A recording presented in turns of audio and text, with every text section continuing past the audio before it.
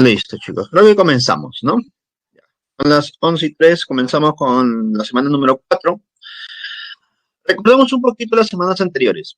La semana número 2, la semana número 3, vimos un poco de cinemática, ¿no? Que es el estudio del movimiento a través de varios movimientos ya conocidos. Por ejemplo, el MRU, luego vimos el MRV y también vimos el movimiento vertical de caída libre, ¿cierto? Vimos las condiciones y describimos cada uno de ellos y lo más importante, analizamos gráficas, que es muy, pero muy importante para el día de hoy también. ¿Listo? Esta semana número 4 veremos movimientos en dos dimensiones, movimientos bidimensionales. Entre ellos tenemos al movimiento parabólico y al movimiento circular. Estos dos movimientos vamos a ver el día de hoy.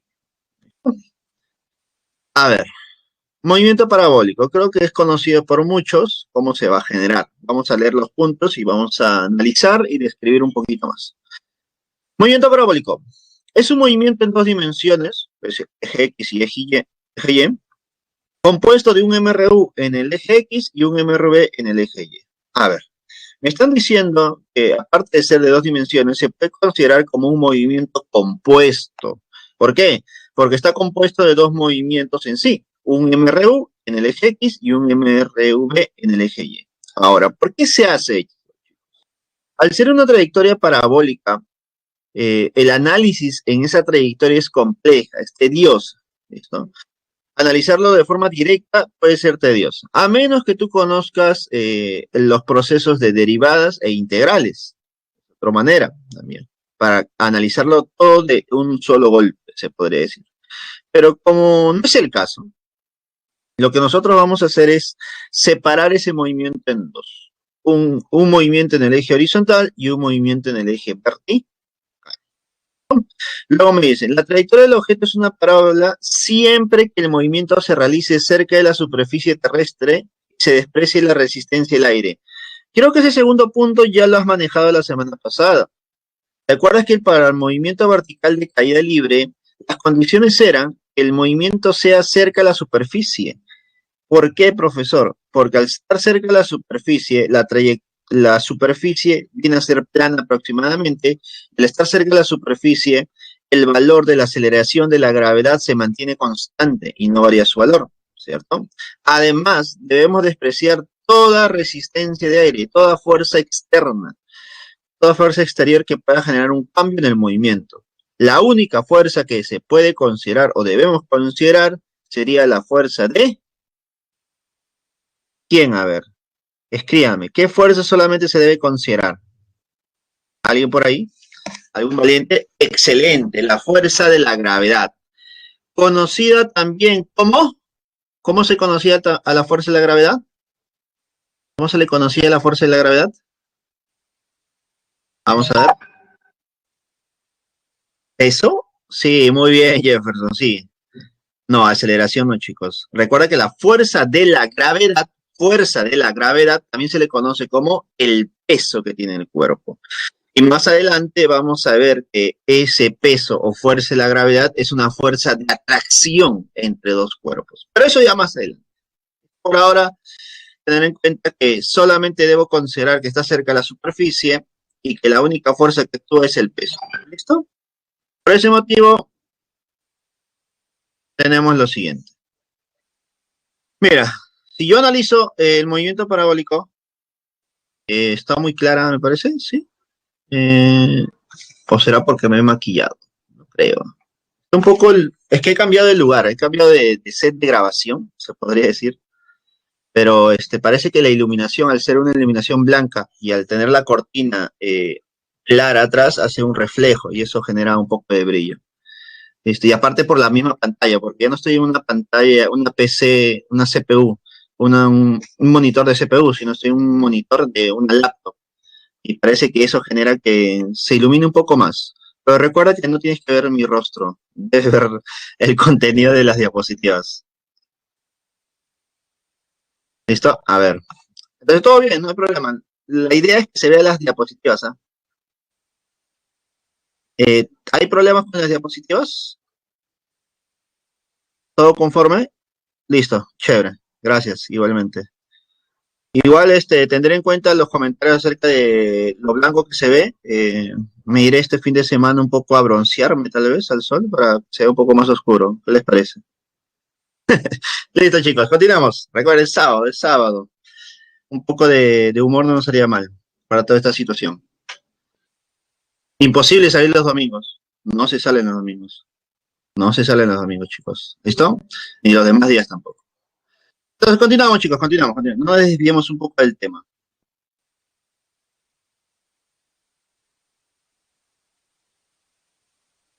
No, el problema es que a veces el internet por la zona es algo que se nos escapa de la mano y se puede ir de momento, pues, ¿no? Eso es algo que se escapa de las manos, bueno, pero yo estoy bien con el internet, no hay problema, por ahora estemos bien hasta ahora y continuemos, no nos desviamos más. Entonces, chicos, ya tenemos las condiciones para un movimiento parabólico, que es muy importante, chicos. ¿Por qué? Porque en el Centro Pre San Marcos, en algunas oportunidades han preguntado estas condiciones y tú las debes tener claras. ¿Listo? Ahora, también cabe recalcar que al ser un movimiento aproximado, movimiento parabólico, es un movimiento como que aprox, son muy sutiles o muy, tienen que ser muy sutiles a la hora de preguntar, porque no puede ser una pregunta muy genérica, muy ambigua. ¿Listo? De tener en cuenta, ¿ya? Por favor, condiciones básicas.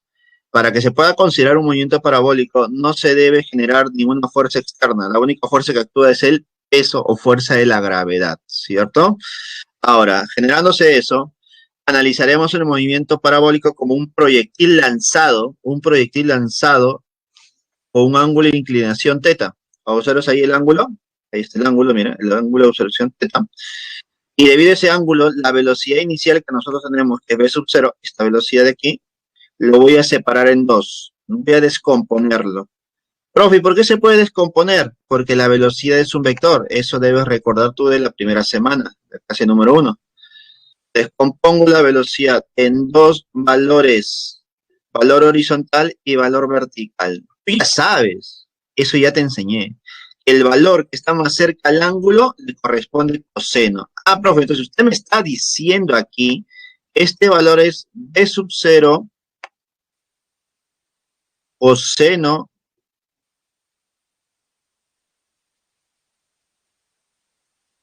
de teta. Claro. Como está más cerca del ángulo, le corresponde b sub 0 coseno de teta. ¿Listo? Ahora, yo te pregunto, si esa es la más cercana, cuando es la más lejana, ¿qué le correspondería? ¿Qué le correspondería? Le correspondería b sub 0.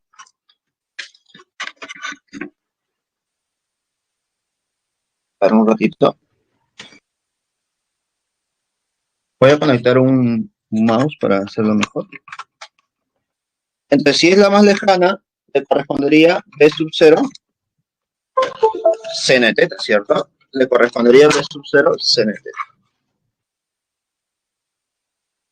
Listo. Entonces, cuando es más cercana, es coseno, pero cuando es más lejana, es el seno. Entonces tendríamos por aquí b sub 0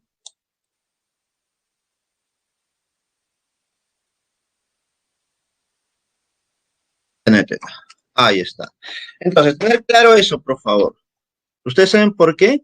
Porque al tener ya los valores iniciales de tu velocidad, tú vas a empezar a analizar cada uno de los ejes, eje horizontal y eje vertical.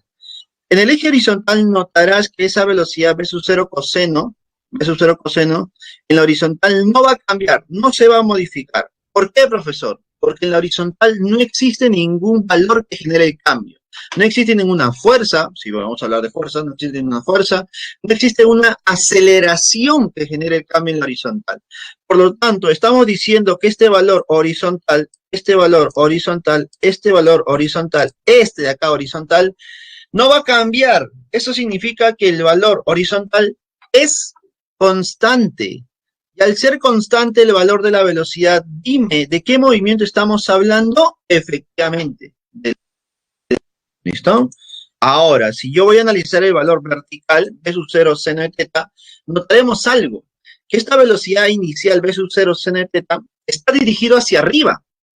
Profe, y si va hacia arriba, ¿qué pasa con la velocidad cuando el cuerpo sube? La velocidad disminuye hasta que su valor sea sea cero, ¿sí o no? Hasta que su valor sea cero. Yo te consulto, todo lo que sube tiene que bajar. Y cuando baja, ¿qué pasa con esa velocidad? Su valor aumenta, mira, su valor aumenta. Profesor, usted me está diciendo que la velocidad en la vertical está disminuyendo cuando sube y está aumentando cuando baja. ¿Eso no es similar al movimiento vertical de caída libre que hemos visto la semana pasada? Sí, efectivamente. Por lo tanto, yo ya estoy analizando la horizontal y la vertical como dos movimientos ya conocidos, el MRU y el MRV, o movimiento vertical de caída libre. Te doy una preguntita para ti, de verdadero y falso. ¿Qué te parece? Escucha bien, ¿eh? Escucha. Decimos lo siguiente. En el movimiento parabólico, ya es parabólico, en el movimiento parabólico, ¿en qué lugar, dónde la velocidad, mejor dicho, modifico mi pregunta. En el movimiento parabólico, el cuerpo tiene una velocidad mínima en la posición de máxima altura. En el movimiento parabólico, el cuerpo tiene una velocidad mínima en la posición de máxima altura. ¿Verdadero o falso?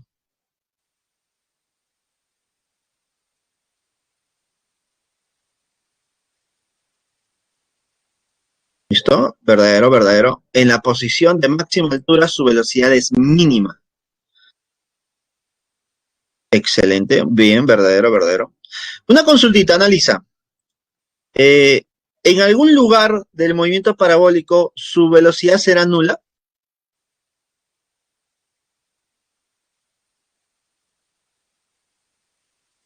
No, listo. Por ahí hay un comentario de Daira Armaza y me dice para el eje Y. Ah, ya. Entonces, si tú me dices dónde la velocidad es nula para el eje Y, ahí sería en la parte más alta. Pero en un eje, pues. Pero recuerda que en un movimiento parabólico se analizan dos ejes. Es decir, que el problema te puede pedir que analices una velocidad general, pues, ¿no? Se refiere a la velocidad general. Muy bien, Ángel. Cuando te piden la velocidad del cuerpo, te están pidiendo una velocidad general. ¿Listo? La total en un punto. Es decir, tú debes analizar las dos dimensiones. ¿Se dan cuenta que yo genero mi explicación en base a a los términos que tú manejas? Mira, veo el chat y me ayudo, ¿cómo se llama? Como si estuviera empezando a agarrar la información que tú das para poder darte la conclusión final. Entonces, si en el problema te piden la velocidad del movimiento parabólico, te están pidiendo una velocidad general, es decir, tú debes considerar dos dimensiones, o mejor dicho, dos componentes también. ¿Listo? Profe, entonces, usted me está diciendo que si me piden la velocidad en este punto, después de 15 segundos, 20 segundos, aquí, yo debo conocer dos valores. Sí, debes conocer dos valores. ¿Qué valores? Profesor, debo conocer el valor de la velocidad en el eje X y la velocidad en el eje Y. Sí, debes conocer las dos velocidades. Y con eso, yo formaré, aplicando un poquito de vectores, calcularás la velocidad general, la velocidad final. ¿Listo? A ver, dime, ¿y cómo calcularíamos? Si hablamos de vectores y son dos componentes, ¿cómo se calcularía esa velocidad total? El valor de la velocidad total. Pitagorazo, muy bien, Pitagorazo. Aplicamos nuestro querido teorema de Pitágoras. Pitágoras, ¿qué nos dice? Que la velocidad en ese punto sería, el valor, mejor dicho, el valor nada más. El valor sería la componente horizontal al cuadrado más la componente vertical al cuadrado. Listo. De esa manera tú vas a calcular el valor de la velocidad en cualquier punto. Y te doy una pregunta más. Mira, te doy una pregunta más.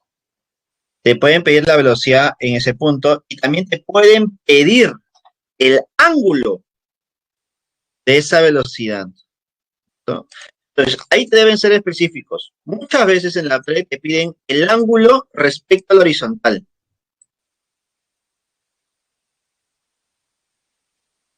Este sería el ángulo respecto al horizontal. Vamos a ponerle otro valor, alfa. ¿Listo? ¿Nos queda claro?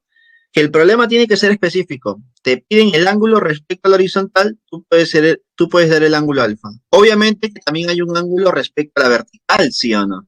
Así que ten cuidado, por ahí te pueden como que confundir para que tú cargues otra respuesta. Y debes leer bien. Es lo que me piden, el ángulo respecto a la horizontal o el ángulo respecto a la vertical. Es distinto a la dirección de la velocidad. Dime, ¿la dirección de la velocidad cuál sería? Sería prácticamente casi una vuelta, ¿sí o no? ¿O me equivoco? Lo representas con valores, sería 360 menos alfa. ¿O me equivoco? Si te piden la dirección, en base a lo que ya hemos aprendido en la semana número 1, sería 360 menos alfa. Si es que te piden la dirección, recuerda, por favor. Entonces, ya he mencionado el tema de la velocidad en cualquier punto, podemos pasar a la siguiente diapositiva. ¿Qué nos dice la siguiente diapositiva? Como ya hemos concluido que en el eje X es un MRU y en el eje Y es MRV, es decir, caída libre, obviamente que en cada uno de los ejes usaremos sus respectivas ecuaciones, ¿sí o no? Las condiciones iniciales son las que se presentan por aquí. Al inicio, ¿qué ocurre? Que la velocidad en el eje X es v sub 0 coseno. El inicio en el eje Y, ¿qué ocurre? Su velocidad es v sub 0 seno. Pero como hablamos de un MRU en el eje X, dime, ¿esa velocidad v sub 0 coseno cambiará? No, no va a cambiar. Así que esto va a ser constante. Entonces ponemos por aquí. A ver. Este valor va a ser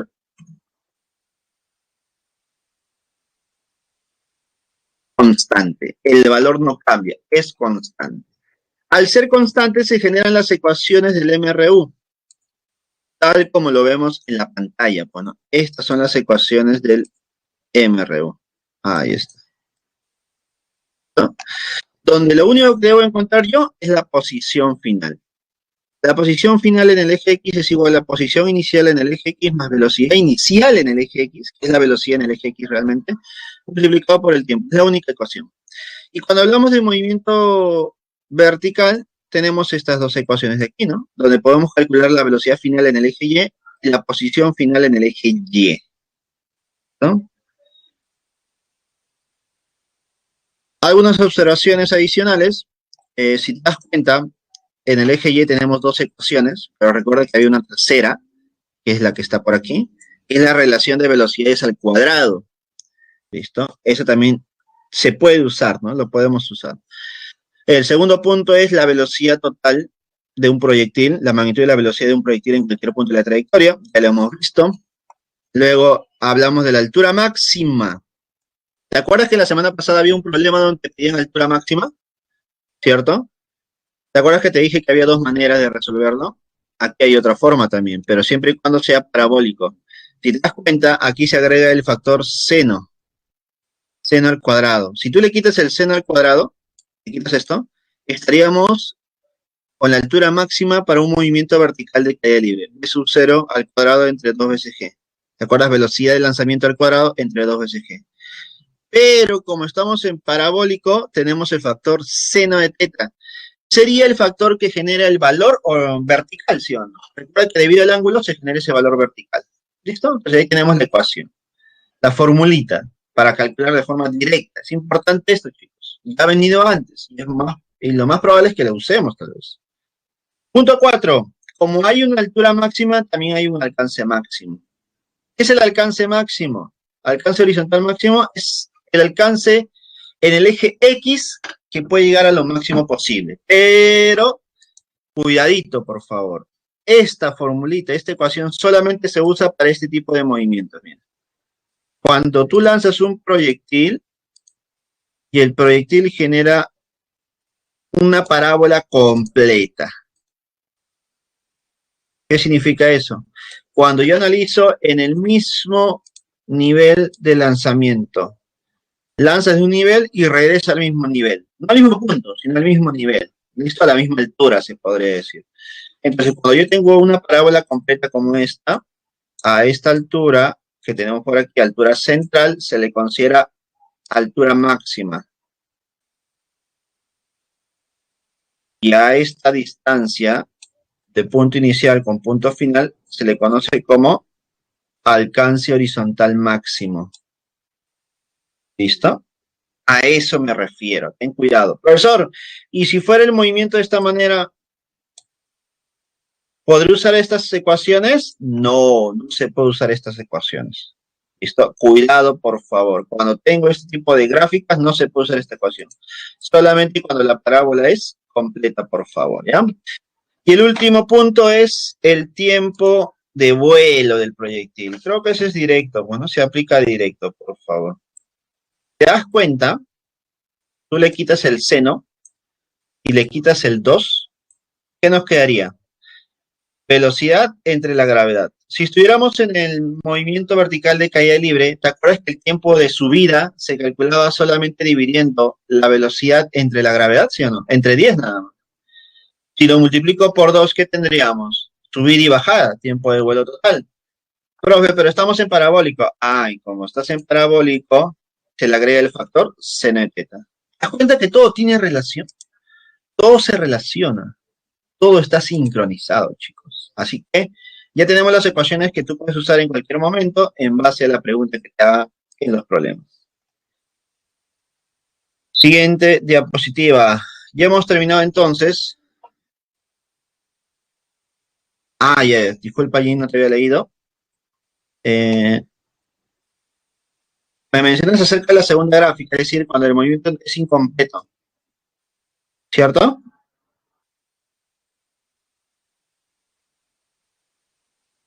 Listo, te voy a dar, ¿cómo se llama? Como que la planchita para que tú puedas analizarla, ¿te parece? Ahí está. Es bueno saberlo, porque a la hora de resolver los problemas es importante ya tener por lo menos una idea, pues, ¿no? Recuerda que esa es la finalidad de las clases. Mira, eso es lo que puedes hacer. Cuando yo tengo un movimiento de esta forma, o voy a terminar por arriba, también puedo hacer lo mismo. Yo puedo analizar de esta manera. Puedo separar en dos tramos. La línea verde separa el tramo de arriba y el tramo de abajo. Si te das cuenta, el tramo de arriba cumpliría con las ecuaciones. Es decir, que aquí tendrías tú tu H y aquí tendrías tu R.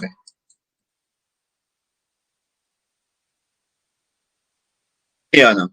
¿Ya está? Entonces, si yo quiero analizar todo,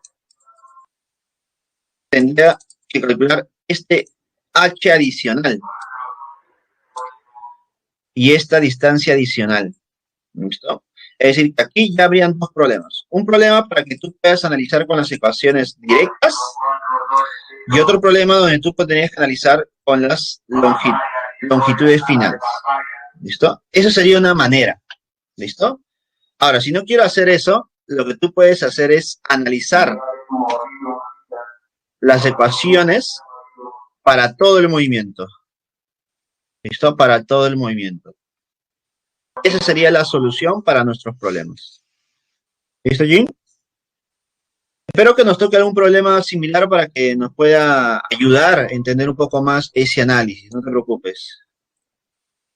No, ya no sería horizontal máximo, ya sería un tramo adicional en el eje vertical y horizontal. Es decir, tendrías que analizar con las ecuaciones también, pero por separado. O si no, lo preferiría es analizar todo. ¿Listo? Esperemos que exista un problema para poder completar esta información. ¿Qué te parece? Ojalá. ¿Listo? No hay problema, no hay problema. Ahora continuamos con el movimiento circular. ¿Qué les parece? Vamos con el movimiento circular. El movimiento circular es un movimiento que se describe en dos dimensiones, siendo la trayectoria del móvil una circunferencia. Aquí la trayectoria es una circunferencia.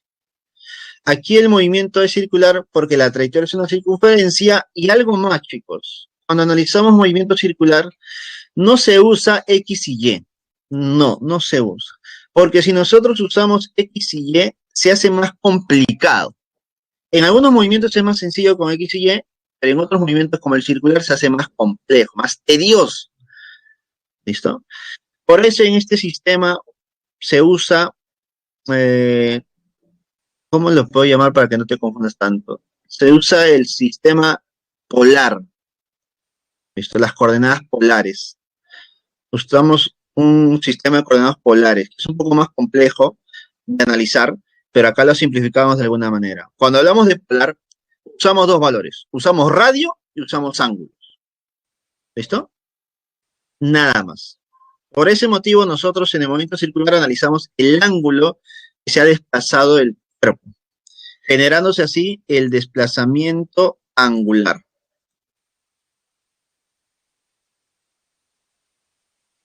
El desplazamiento angular. Para que pueda quedar claro, mira, observa. En este sistema de coordenadas tenemos una posición inicial en el t igual a 0. El cuerpo, el auto está en esta posición. Y para identificar la posición de este auto usamos un ángulo, mira. Ángulo θ sub 0, ángulo inicial. Al transcurrir un tiempo t, vemos por acá, notamos que el cuerpo ha cambiado de posición. Y para representar esa posición usamos otro ángulo. Por lo tanto, podemos decir que el cuerpo ha cambiado de posición angular, ¿sí o no?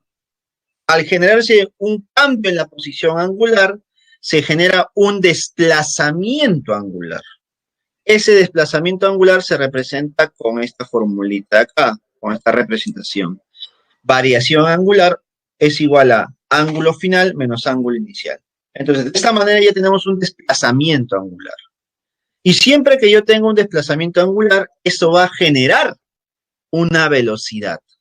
Profe, pero si el desplazamiento es angular, la velocidad también debería ser angular, ¿sí o no? Claro, y eso es lo que nosotros vamos a ver a continuación. Pero antes de eso tenemos una pequeña observación, que es una observación ya un poquito matemática, pero genera algo muy importante en la física. Dime, según las matemáticas, esta curvatura, este pequeño tramo que es variación de S, este pequeño tramo que es una variación de S, una pequeña longitud, tú lo puedes calcular como un sector, como un segmento de sector circular, ¿sí o no? Como un sector circular, como un pedazo de una pizza, tú puedes calcularlo, ¿cierto? Ya que ya lo has visto en trigonometría o en geometría tal vez.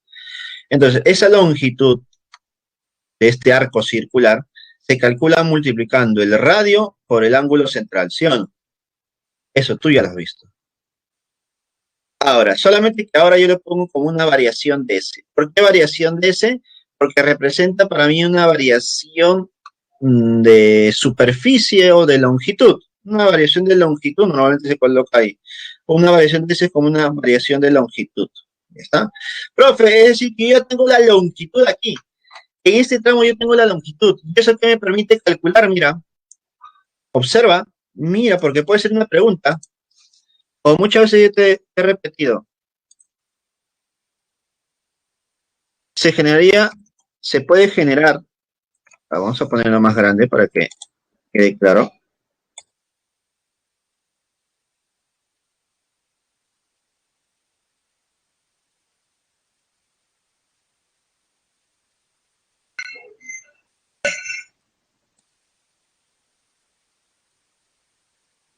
No, ahí está, a ver.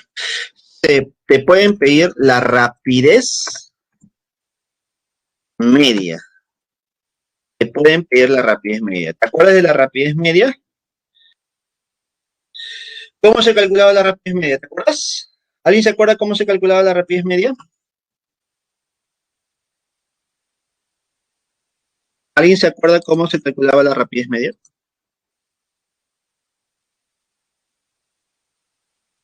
Es sobre T, muy bien, creo que entiendo tu respuesta. La rapidez media se calculaba como distancia entre tiempo, ¿sí o no? Distancia entre tiempo. Desplazamiento entre variación de tiempo. No, esa es velocidad.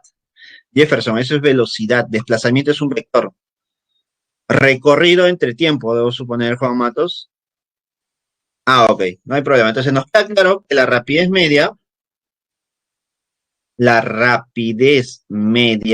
vamos a poner por aquí, la rapidez media, se calcula como longitud entre tiempo, distancia entre tiempo. En este caso mi distancia está representado con variación de S, ¿cierto? Entre variación de tiempo. Entonces, de aquí ya podemos sacar un valor conocido, como la rapidez media, que es variación de S entre variación de tiempo, ¿no? Ahora, a continuación, veremos lo que hemos mencionado hace un momento, el concepto de velocidad angular. La velocidad angular se genera porque existe un desplazamiento angular. ¿Qué es la velocidad media entonces? Velocidad angular media es una cantidad vectorial que indica el cambio de posición angular del móvil en un intervalo de tiempo. Una representación para ella sería variación angular entre variación de tiempo. La velocidad angular se calcula en unidades de radianes por segundo. Importante, chicos. Importante cómo calcular la velocidad angular media. Muy, pero muy importante. Al igual que también es importante el concepto de periodo y frecuencia. ¿Qué es el periodo? Es un tiempo que se repite, es un tiempo repetitivo de algo, ¿cierto? Y dice por aquí, el periodo en el movimiento circular se define como el intervalo de tiempo en que la partícula realiza una vuelta. Profe, entonces queda claro que el periodo es el tiempo que demora en dar una vuelta, nada más, el tiempo que demora en dar una vuelta. Y la frecuencia se define por número de vueltas entre tiempo, número de vueltas entre intervalo de tiempo. Y de ahí es donde se genera esa pequeña relación entre la frecuencia y periodo, donde la frecuencia es la inversa del periodo. ¿Por qué? Porque si yo considero una vuelta, el tiempo sería el periodo. Es decir, en una vuelta, el tiempo es el periodo. ¿Listo? Y aquí va un dato más. Ojo, ojo por favor aquí, ojo, ojo.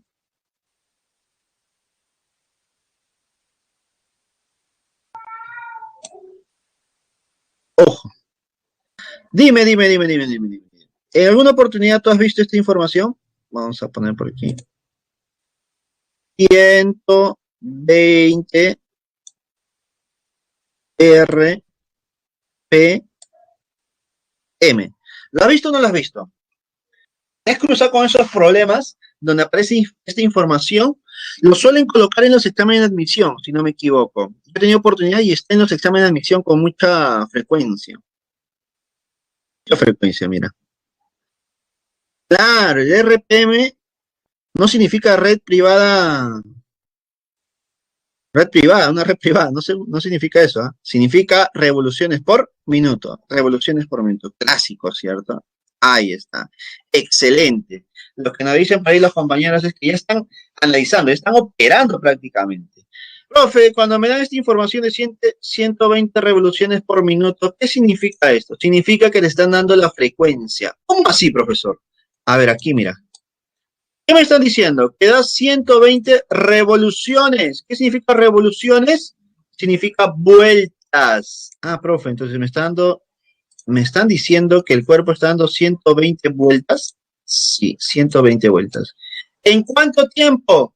Profe, en un minuto.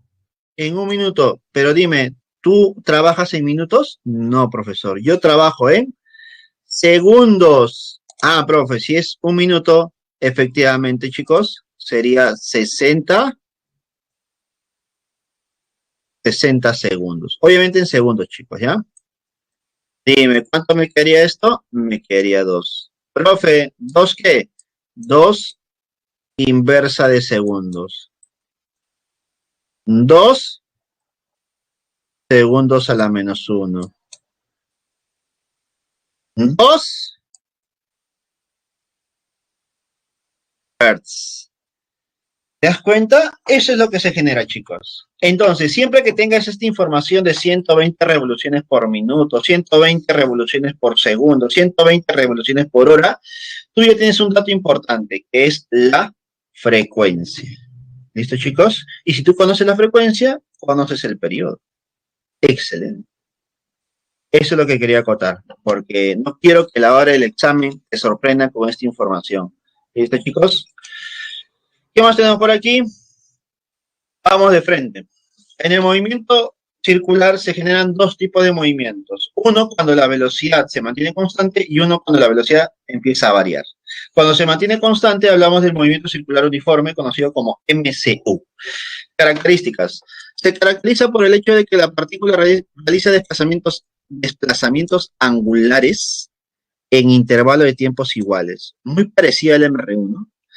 A ver, ¿qué me están diciendo? Que si el cuerpo se desplaza un ángulo θ en un tiempo t, en cualquier momento que el ángulo sea el mismo, el tiempo es el mismo. Si el tiempo es el mismo, el ángulo es el mismo. Ah, es decir, al mismo tiempo, mismo desplazamiento angular, sí. Los valores son proporcionales. Ya está. ¿Qué más? Segunda condición. La condición para que se realice un MCU es que la velocidad angular sea constante. La velocidad angular es constante, ¿no? Y eso se deduce de la primera, porque el tiempo y el ángulo recorrido o desplazado es proporcional, pues, ¿no? Entonces se mantiene constante. No te olvides, ¿ah? La velocidad angular es constante. Consulta, dime, si la velocidad angular es constante, si la velocidad angular es un vector, yo te pregunto a ti, ¿tú sabes cómo graficarla? Es un vector, ¿ah? ¿Sabes cómo se grafica la velocidad angular?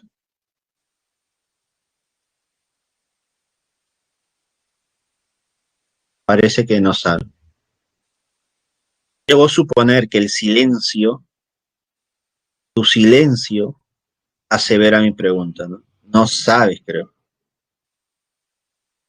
A ver, chicos, entonces, para poder entender un poco mejor esto, ¿sabes? Lo que te voy a mencionar ahorita no es que sea una pregunta recurrente, es una pregunta muy rebuscadita y quiero que lo tomes de esa manera. Mira, escucha, observa. Imaginemos que acá tengan una trayectoria circular donde hay una pequeña esferita. Ahí está. Moviéndose en esa trayectoria circular de esta manera. Ahí está. Creo que así puedes identificar cómo se está moviendo, ¿no? En base a lo que nosotros observamos, quiero que me digas el movimiento, chicos, el movimiento es horario o antihorario. Leo tus respuestas. ¿Horario o antihorario? Profesor, antihorario. Nos queda claro, ¿cierto? Es antihorario, antihorario. Listo, entonces ya he representado el antihorario del movimiento. Mira cómo yo grafico el vector velocidad angular. Del centro de la trayectoria circular genero una flechita hacia arriba. Una flechita hacia arriba. Y me imagino que ya han visto esto antes. Te ponen como que un pequeño arquito que envuelve a la flechita. ¿Cierto? Y luego ponen esto, velocidad angular. Listo. Ya han visto eso en los libros, ¿cierto? Ya han visto eso en los libros, me imagino. En los libros se ve bastante esta información. Yo te consulto. ¿Cuál crees que sea el vector velocidad angular? ¿La flechita morada o la flechita verde? ¿Quién crees que sea la velocidad angular como vector? ¿La flechita morada o la flechita verde que está envolviendo?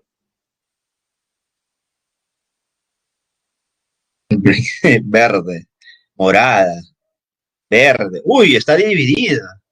Está dividida la posición del alumnado. Verde, morada, verde, morada. Es un patrón ya, ¿no? Por ahí dos verdes. Verde, profe. Verde, verde. Es el sentido. ¿Cuál sentido, joven? ¿Cuál sentido, Eduardo? Recuerda que los vectores tienen módulo y dirección. Ya no tienen sentido. Hoy 10 por el verde. Verde. Morado. Verde. Al ojo, dice el verde. Pues mira, Ángel menciona algo, ¿no? Al ojo. Y yo debo entender que la gente se va a guiar por el sentido antihorario y por eso opta por el verde. Pero, escúchame, si yo te digo que es un vector, ¿qué cosa era? Es un segmento de recta dirigido, es una flecha, es un vector. Su propio nombre lo dice, es un vector, una flecha. Entonces, ¿cuál sería nuestra velocidad angular? El morado. Eso no lo sabías, ¿cierto? Eso no lo sabías, pero ya lo sabes, ya lo sabes. Así que a la hora del examen, si te piden analizar esas cositas, esas descripciones de la velocidad angular, tú ya lo sabes. Excelente. Tú lo has dicho, Ángel, ¿no?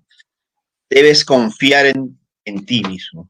Entonces, la velocidad angular es el vector moradito. Profe, entonces, ¿cómo yo encuentro el vector velocidad angular? ¿Siempre va a ser así el movimiento o puede estar descrito de otra manera?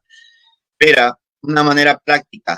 Una manera práctica. Usa la regla de la mano derecha. Alguno estará diciendo, profe, eso no era en magnetismo, eso era en la semana 16, 17, 18, 20.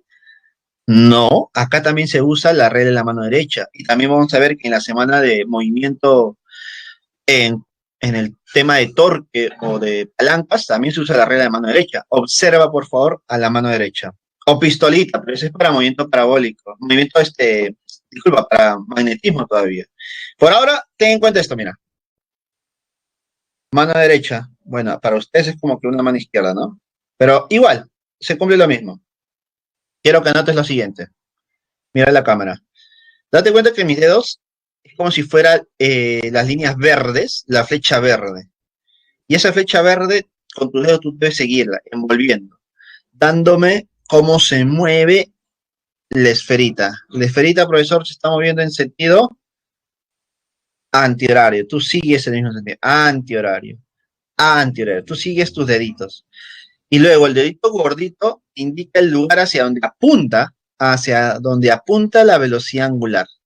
¿Listo? De esta manera, con la regla de la mano derecha. Ahí está. Sentido antihorario hacia arriba. Profe, si fuera sentido horario, horario hacia abajo. ¿Te das cuenta? De esa manera tú puedes graficar la velocidad angular. Listo, chicos.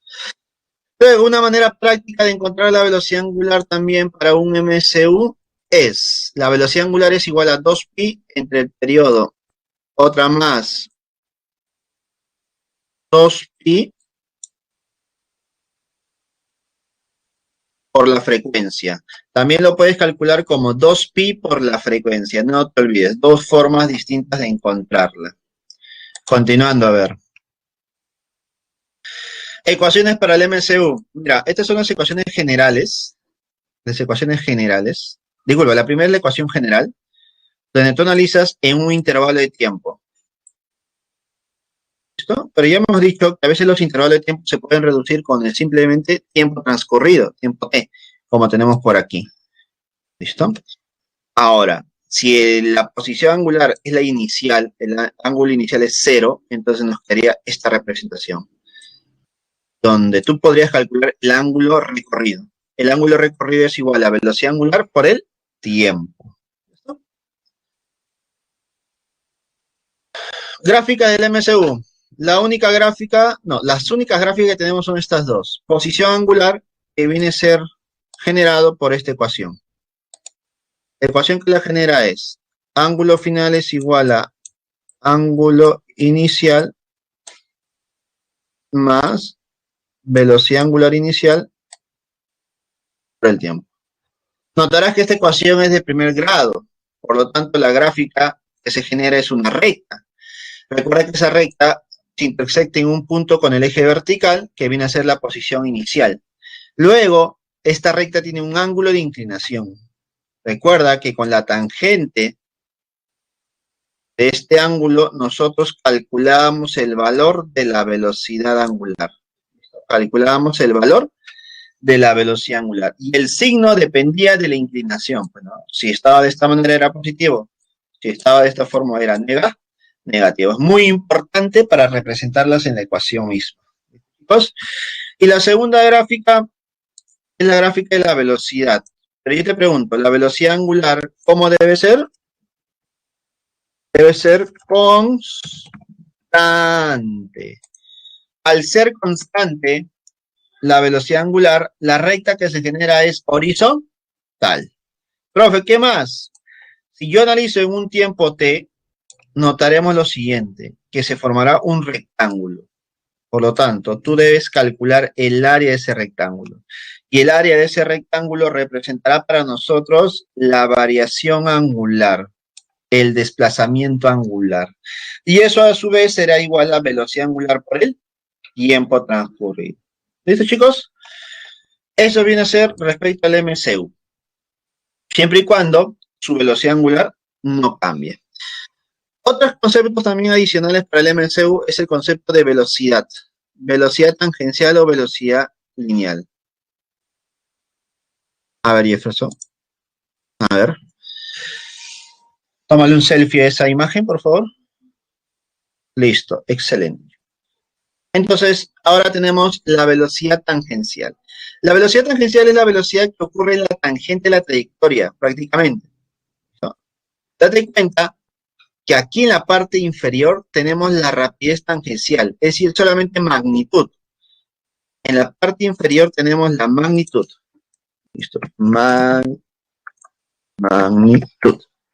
Es decir, ¿cómo se calcula el valor de la velocidad tangencial? ¿Cómo se calcula el valor, chicos? Como 2pi por r entre el periodo. De esta manera, nosotros sabemos que este valor es constante. Aquí es importante saber algo. Una cosa es que te pidan la rapidez y otra cosa es que te piden la velocidad. Una cosa es pedirte el análisis de la rapidez y otra es la velocidad.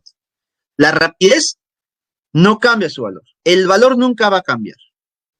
Pero la dirección de la velocidad, dime, ¿cambia o no cambia? La dirección está cambiando.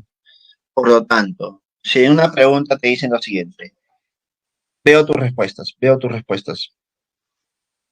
En un movimiento circular uniforme, en un MCU, la velocidad tangencial es constante.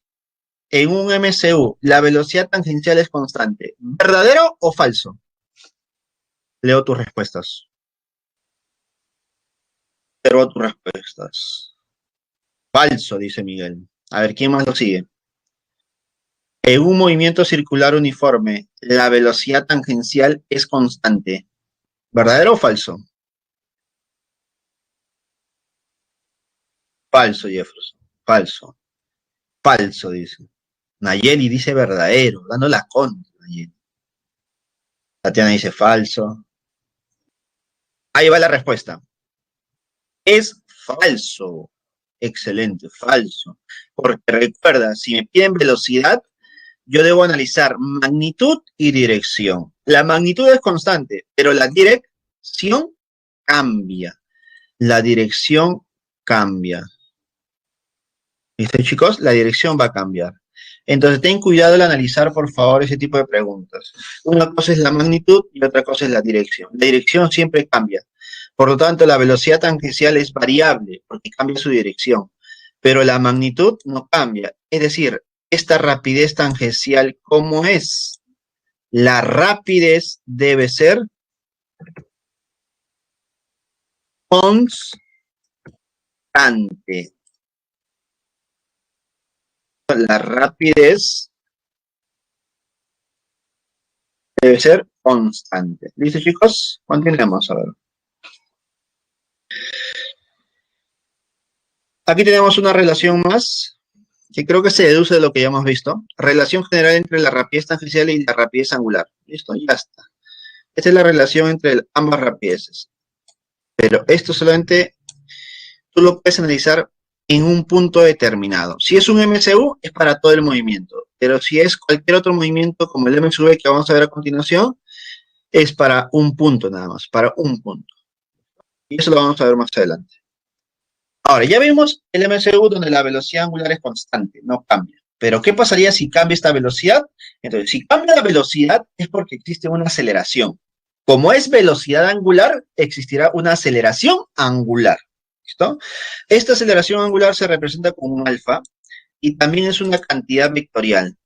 Es una cantidad vectorial que nos indica el cambio de la velocidad angular en un intervalo de tiempo. Entonces, la aceleración angular es variación de la velocidad angular entre variación de tiempo. Las unidades, radianes por segundos al cuadrado. Debido a esa aceleración angular, se genera el movimiento circular uniformemente variado, conocido como el MSV. Se caracteriza por el hecho de que la cantidad realiza cambios de velocidades angulares en intervalos de tiempos iguales. Ah, profe, entonces, esta variación de velocidad angular entre variación de tiempo, ¿cómo debe ser? Debe ser constante. Por lo tanto, la variación de velocidad angular debe ser constante. Y además tú sabes que esta variación angular está está relacionado con la variación de velocidad tangencial. De esa manera se genera esta relación o observación que tenemos en la parte inferior, mira. Aquí su movimiento comienza con una velocidad tangencial v. Pasa un tiempo t, su velocidad tangencial es 2v. Dime, ¿en cuánto ha aumentado? En v. Y si pasa el mismo tiempo t, ¿en cuánto debe aumentar? En v. Por eso ahora es 3v. ¿Te das cuenta? Entonces, el mismo aumento que genera en la velocidad angular debe haber en la velocidad tangencial. ¿Listo, chicos? Entonces, al tener una aceleración angular, se generan algunas ecuaciones un poco diferentes a lo que estamos acostumbrados para el MCU. Mira, tenemos la siguiente ecuación. Ecuación de la velocidad angular en función del tiempo. La velocidad angular es igual a la velocidad angular inicial más alfa por t menos t sub 0. Ambas ecuaciones ya las conoces tú. Ambas ecuaciones son muy parecidas a las ecuaciones del MRV. Pero recuerda que estos son generales, porque analiza en base a una variación de tiempo. Tiempo inicial y tiempo final. Nosotros debemos acostumbrarnos a usar estas también. Cuando el tiempo sub 0 es 0, es decir, cuando empieza a analizar el movimiento, la velocidad angular final es igual a velocidad angular inicial más aceleración angular por el tiempo. El ángulo final es igual al ángulo inicial más velocidad angular inicial por el tiempo más un medio de la aceleración angular por el tiempo al cuadrado y las relaciones al cuadrado de las velocidades, que también es conocida. Donde aquí observas que en la parte final obtenemos la variación angular, que también puede ser una pregunta, ¿no? Puede ser una pregunta.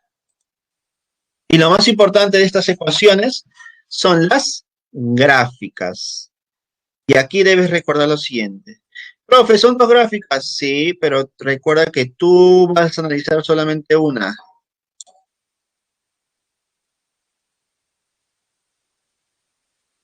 Tú analizas solamente una sola gráfica. Y eso debes recordar tú porque ya lo hemos visto hace un par.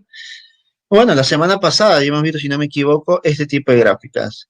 Pero como el tiempo se nos quedó corto para esta parte, lo continuamos después del receso, chicos. Así que tienen un par de minutos para refrescarse, respirar un poco y regresamos. ¿Listo? Entonces, chicos, regresamos después del receso. Y respondemos la pregunta de Jefferson también.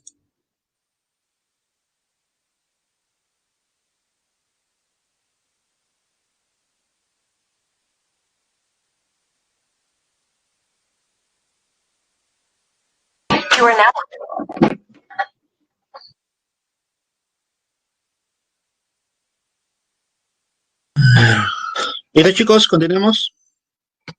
Ya regresamos. Ahí.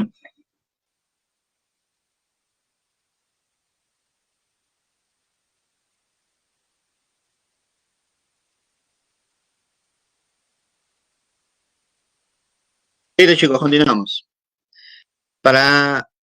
Vamos a continuar con las gráficas del MSV, pero antes de eso quiero aclarar el tema que nos menciona Jefferson. Y es bueno eso. Vamos a aclarar eso, por favor. ¿Estás ahí, Jefferson? Asistente, Jefferson. Listo, ok, excelente. Vamos a ver, regresemos. Es bueno dejar las cosas claras. Como dice, cuentas claras, amistades largas, ¿no? Ahí está. A eso te refieres, ¿no, Jefferson? Mira, para ser directos, la flecha morada representa la velocidad angular. Flecha morada, velocidad angular. La flecha verde, la que colocan casi siempre en todas las gráficas, no es velocidad angular. Simplemente nos están indicando si se mueve en sentido horario o antihorario. Nada más. ¿No? Simplemente representa eso. Me indica si está en horario o antihorario. Pero lo importante es que la velocidad angular es la flecha morada. Eso es lo importante. ¿Listo? Espero que quede claro esa parte y no nos confundamos. Excelente. Continuando con la gráfica del MSV, tenemos por aquí lo siguiente. Este tipo de gráficas ya lo hemos visto antes. Ya lo hemos visto en el movimiento MRV. Así que vamos a ser directos. En una gráfica parabólica, yo puedo trazar las rectas tangentes. Listo, puedo trazar las rectas tangentes por aquí y por aquí. Y tú ya debes saber algo. Que la concavidad me da una información. Esta concavidad me da una información. Me va a indicar cómo es. A ver, vamos a ver. Esta concavidad me va a indicar cómo es la aceleración angular. Y la inclinación de la recta me va a indicar cómo es la velocidad angular. Eso lo recordamos, ¿cierto? Eso ya recordamos. Así que recordemos también que si la concavidad es hacia arriba, la aceleración angular es positiva. Y si la inclinación de la recta es de esta manera, la velocidad angular es positiva. Y si es de esta forma, es negativa. Listo. ¿Cuál es la finalidad de saber los signos de la aceleración y de la velocidad angular? Porque si yo conozco los signos, conozco la dirección, ya sé si el movimiento es acelerado o desacelerado, ¿cierto? Y además también habíamos concluido lo siguiente, habíamos concluido que en la parte central, aquí, profe, acá, en esta parte central, la velocidad angular, ¿cuánto debe ser? Debe ser 0. Entonces, el análisis de esta gráfica se vuelve relativamente sencillo. ¿Listo? Seguimos a ver. Siguiente gráfica. Gráfica de la velocidad angular respecto a tiempo. Esta gráfica sale de esta ecuación. Velocidad angular final es igual a velocidad angular inicial más aceleración por el tiempo. Que también es muy parecido a las gráficas del MRV. ¿Listo? Donde sabemos que las rectas intersectan en un punto del eje vertical. Y este punto representa la velocidad angular inicial. La aceleración angular, ¿cómo se puede calcular? Con la tangente. Profe, ¿así de sencillo? Sí, tangente de alfa. Ya habíamos dicho nosotros algo. Si tú analizas el ángulo agudo, este resultado es simplemente la magnitud.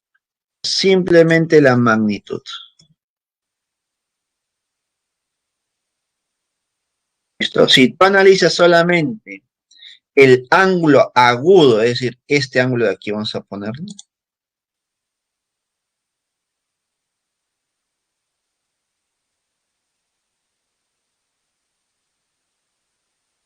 Tú analizas este ángulo agudo, vamos a poner un ángulo cualquiera, θ.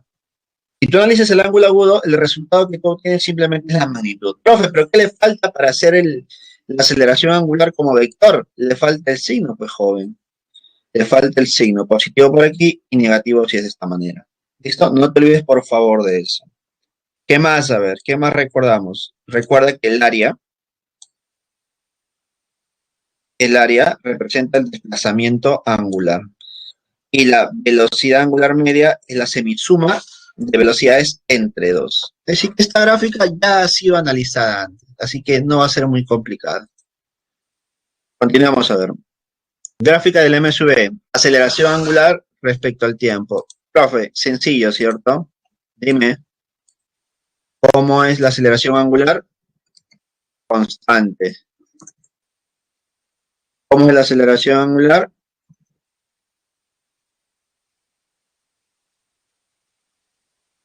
Constante, profesor. Por lo tanto, si es constante, la recta que se genera es horizontal. Por lo tanto, si tú analizas en un respectivo tiempo, vamos a darnos cuenta que en ese tiempo se forma un área.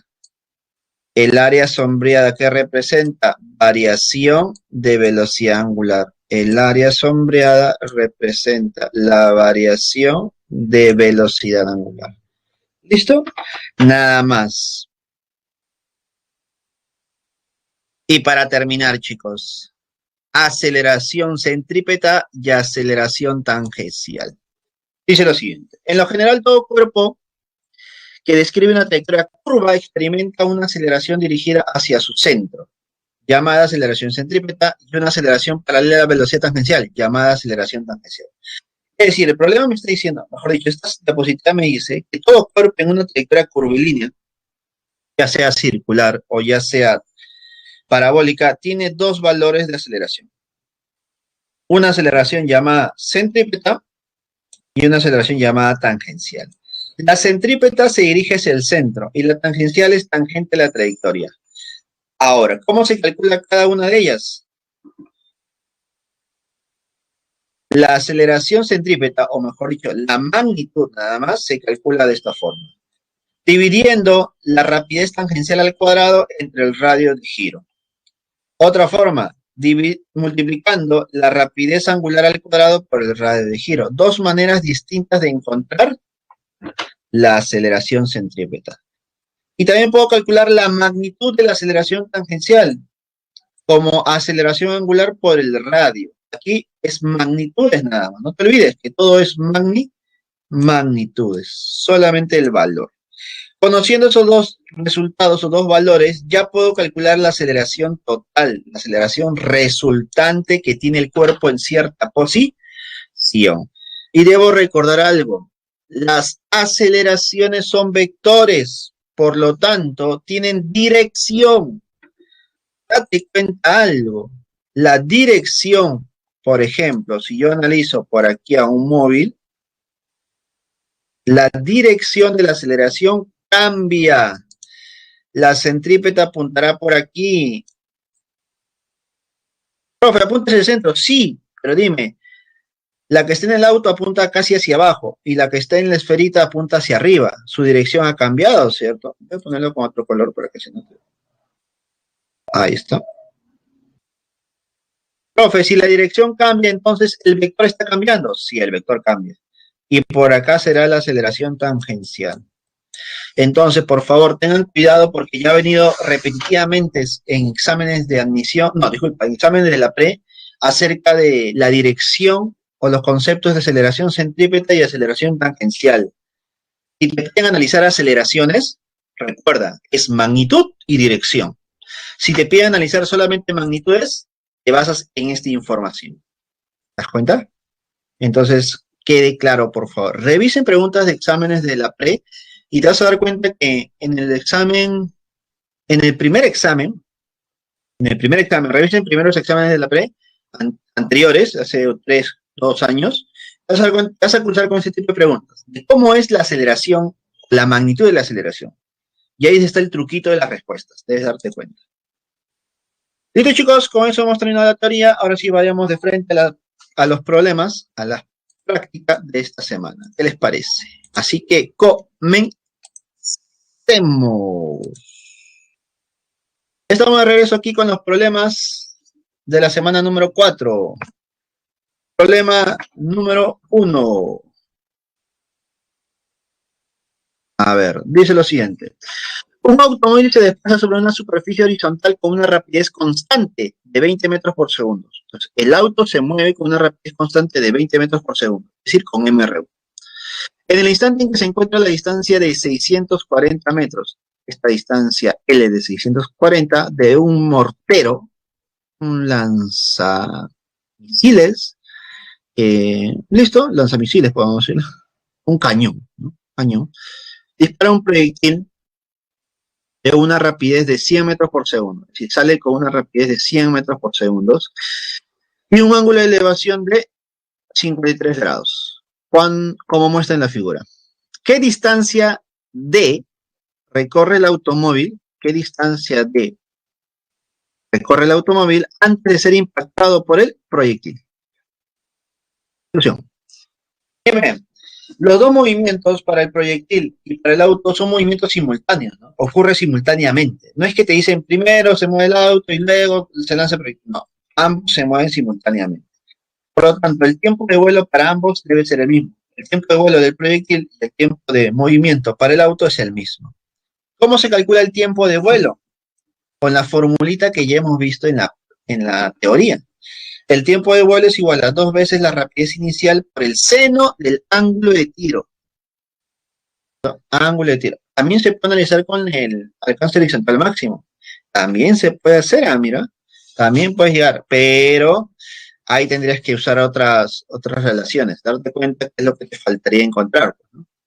También se puede usar, ¿eh? También se puede usar. Es muy interesante lo que menciona nuestro compañero. Es importante también eso. Usando el tiempo de vuelo, tendríamos lo siguiente. 2 veces v sub 0 por el 153 entre la gravedad. Al final nos quedaría 16 segundos. La parte operativa no es compleja, es 16 segundos. Ahora, distancia que recorre el auto antes de ser impactado.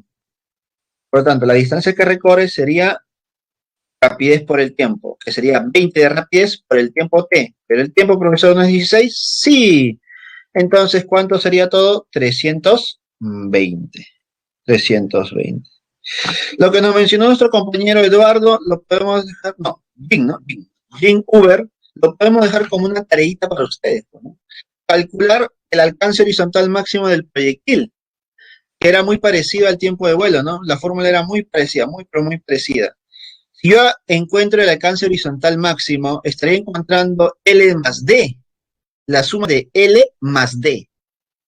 ¿Listo? Entonces, si la suma de L más D sale el resultado ya con esa formulita, como tú ya conoces L, el D saldría fácilmente.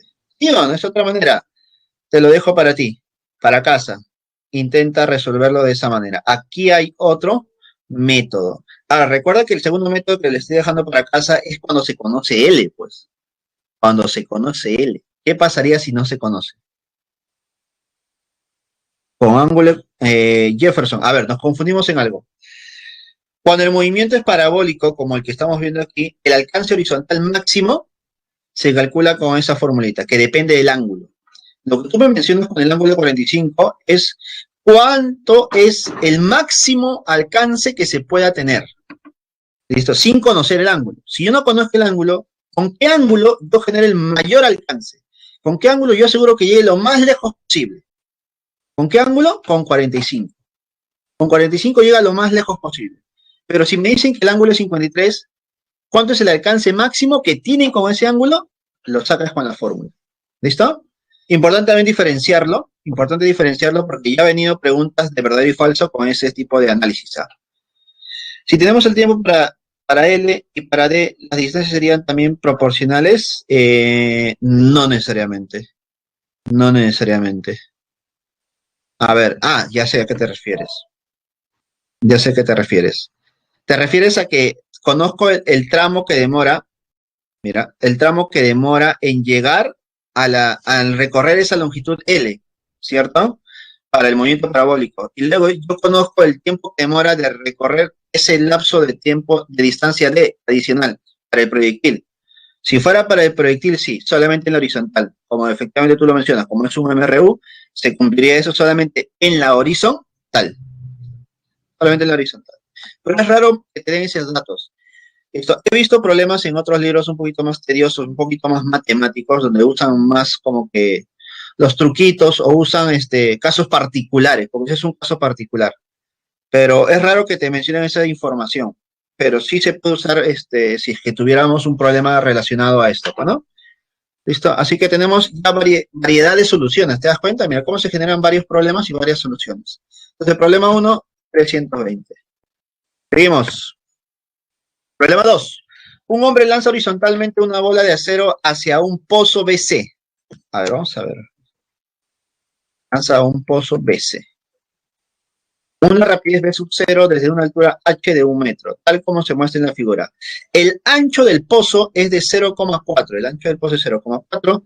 Y la distancia desde el punto de lanzamiento hacia la pared es vertical D. Hasta la pared vertical es D. 5,4 metros. Ahí está la distancia. Determine la mínima rapidez V sub 0 con que debe lanzar la bola para que ingrese al pozo. Ya está. A ver, la mínima rapidez, por lo tanto, la mínima rapidez es con la cual ingresa la justita, ¿sí o no? Si yo lanzo con la mínima rapidez es porque está entrando ajustadamente. Ya está. Por lo tanto, si está entrando ajustadamente, mira lo que tendríamos nosotros por acá. Nuestro sistema de coordenadas sería el XY por ahí, para un movimiento parabólico. Tendríamos que en el eje horizontal la posición inicial sería 0 y la velocidad inicial es V sub 0. Por lo tanto, el R el alcance horizontal o la distancia horizontal sería B sub 0 por T, B sub 0 por T, pero ten en cuenta algo. Esa distancia horizontal para nosotros, no es toda la distancia D, ¿eh? No es toda la distancia D. Por ese motivo acá están poniendo un R. Por ese motivo ponen un R, porque si yo te pongo D, te podrías confundir con la distancia desde el punto de lanzamiento hasta la pared. Por eso colocan un R. No quiero que te confundas, por favor. Entonces, despejando, el tiempo que demora en llegar hasta el punto B sería R entre B sub 0. ¿No? En el eje vertical, ¿de qué altura lo estamos lanzando? De una altura h minúscula. ¿Con qué rapidez inicial? 0, porque solamente hay velocidad horizontal en ese punto. Como llega la bola al pozo, entonces, su posición final, ¿cuál sería? La posición final sería 0, ¿sí o no? Porque llega al nivel de la Tierra. Por lo tanto, la posición final es 0 y esto es igual a h menos un medio de la gravedad por tiempo. Nos quedaría que el tiempo al cuadrado es igual a 2 veces h entre la gravedad. Esta es nuestra ecuación 2. Segunda ecuación. Uniendo 1 con 2, tendríamos lo siguiente. R sobre B sub 0 al cuadrado es igual a 2 veces h entre la gravedad. Despejando, rapidez inicial al cuadrado es igual a r cuadrado por gravedad entre 2h. Como B sub 0 debe ser mínima cuando r es igual a d menos x. Eso es lo que mencionamos al inicio, ¿no? Como debe ser mínimo, entonces la esferita debe llegar a las justitas al pozo o entrar al pozo. ¿Y por qué punto va a entrar? Por el punto B, pues. Y si llega solamente hasta el punto B, entonces la distancia que yo debo considerar debe ser la distancia total, que es 5,4, menos la distancia del pozo, que sería x, que es 0,4. Por lo tanto, 5,4 menos 0,4, ¿cuánto me quedaría? 5 metros. Y eso es lo que recorre la esfera en la horizontal. Reemplazando los valores, me quedaría que B sub 0 al cuadrado es igual a 5 al cubo. Por lo tanto, B sub 0 es igual a 5 raíz de 5 metros por segundo. A ver, ¿qué nos dice Jefferson?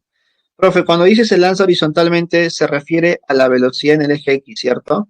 Porque por la imagen podría confundirse con la velocidad en un punto que tiene un ángulo.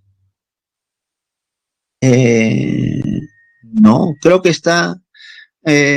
bueno, te podrías confundir, pero no, es horizontal, porque dice se lanza horizontalmente. Significa que se lanza, su velocidad es horizontal. Si la velocidad es horizontal, es paralela al eje X.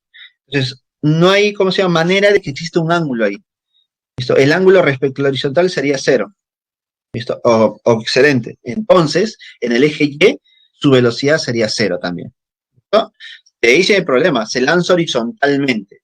Si no te hubiera dicho el problema que se lanza horizontalmente, tal vez tú tendrías que asumir que existe un pequeño ángulo por ahí. Pero es raro que te den esa información, que te den esa ambigüedad. Te deben decir, se lanza horizontalmente, se lanza verticalmente o se lanza con un ángulo de inclinación de tanto. ¿Listo? Para no generar esas ambigüedades. Porque a veces la gráfica no nos dice todo, pues, ¿no? Para eso está de apoyo el texto. Sí, excelente, debe ser preciso. Entonces, el problema va a ser preciso, como es en este momento. Se lanza horizontalmente. Horizontalmente es paralelo al eje X, obligatoriamente. Listo, chicos, entonces la velocidad inicial, o el valor de la velocidad inicial es 5 raíz de 5 metros por segundo. Algo que tal vez no lo mencioné y dejé de pasar, es que en este problema te están diciendo que consideres que la gravedad es 10. Fijarte en esa información, por favor, ¿ya? Gravedad vale 10. El problema te debe dar esa información, no te olvides. ¿Listo? Si no me dan esa información, es porque es posible que por ahí se simplifique. Pero si es un examen de la pre o examen de admisión, casi siempre te van a dar el valor de 10. ¿Listo? A menos que el valor sea distinto, entonces te lo mencionen ahí, ¿ya? No te olvides, por favor. Problema número 3. Problema clásico. Este problema es clásico, por favor. Es importante este problema, ¿ya? Una niña lanza una bola hacia una pared de altura h igual a 2,5 metros con una rapidez v sub 0 de 10 metros por segundo. ¿Listo?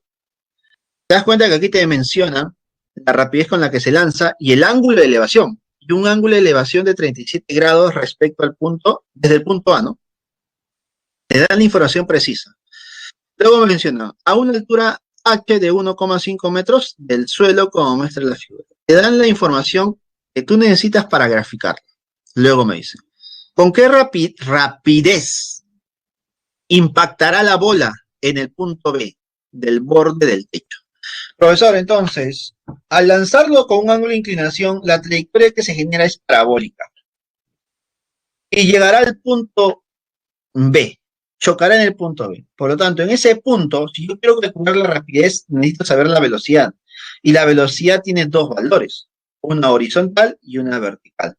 Ahora, ¿cometerías un error si me dices que en el punto B es la posición de máxima altura? No lo sé, porque no me dan toda la trayectoria completa. Así que para mí el punto B es un punto cualquiera donde existe un valor horizontal y un valor vertical de la velocidad. Desprecia la resistencia del aire. Bueno, esa información me dan para considerar que es parabólico. Entonces yo tengo mi sistema de coordenadas. Recuerda que cuando es un movimiento parabólico yo debo descomponer mi velocidad en dos valores, ¿no? Si tu valor es de 10 y un ángulo de 37, los valores de cada una de las componentes sería la siguiente. En la horizontal sería b sub 0 coseno de 37 con un resultado de 8. Y en la vertical sería b sub 0 seno de 37 con un resultado de 6. La fórmula de relaciones de velocidades al cuadrado. Profe, ¿por qué uso esta fórmula si hay dos anteriores? Por algo muy importante. Esta fórmula es la única que no usa tiempo. Y aquí el factor tiempo no me lo dan. ¿Me dan algo para encontrarlo? Tampoco. Así que, para evitarme problemas, uso la tercera, que no tiene el factor tiempo. Pero tendría los valores de velocidades en el eje y al cuadrado igual a velocidad inicial en el eje y al cuadrado menos 2 veces la gravedad por diferencia de posiciones. Donde debes recordar que según este sistema de coordenadas, la posición inicial es h y la posición final es h mayúscula. Entonces, me quedaría lo siguiente. B sub y al cuadrado es igual a B sub 0 y al cuadrado menos 2 veces la gravedad por h mayúscula menos h minúscula. Como todos los valores son conocidos, mira lo que me queda. Me queda que la rapidez al cuadrado en el eje Y es 16, por lo tanto, la componente de la velocidad en el eje Y vale 4, ¿no? Raíz de 16. Reemplazando en Pitagorazo, porque recuerda que en el eje Y su valor es 4, pero en el eje X, al ser constante, valía 8. Entonces tenemos 4 y 8. Aplico Pitágoras y mira lo que nos queda.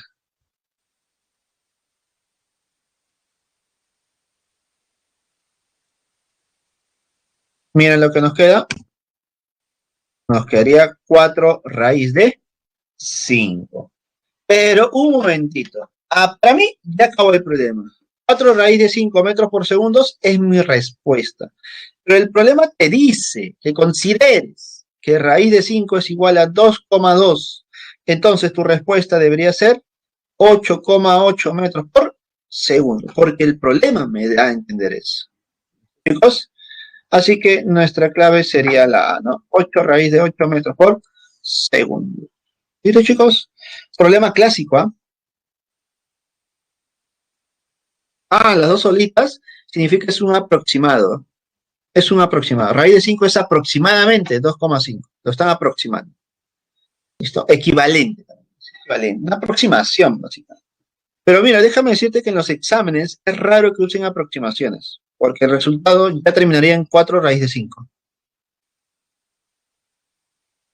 No significa eso. Significa que el valor de raíz de 5 lo puedes usar como un aproximado de 2,2. Es decir, donde veas raíz de 5, puedes colocarle un 2,2. Es que me están diciendo una equivalencia aproximada. Me están diciendo que en vez de raíz de 5, puedes usar el 2,2 para dar tu respuesta y que no te salga con raíz, básicamente. A veces suelen usar eso para que el resultado sea bonito, se puede decir entre comillas, ¿no? Te salga un 8,8, como en este caso.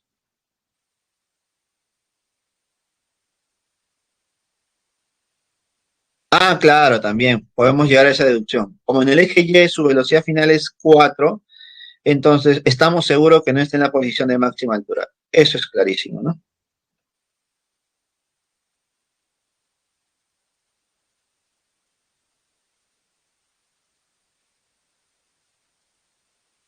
No. No es cero. porque no es, me sale 4 el valor de la velocidad en el eje Y. En el eje Y me sale 4 la velocidad. Entonces, si te sale 4, entonces no se puede considerar como una posición de máxima altura.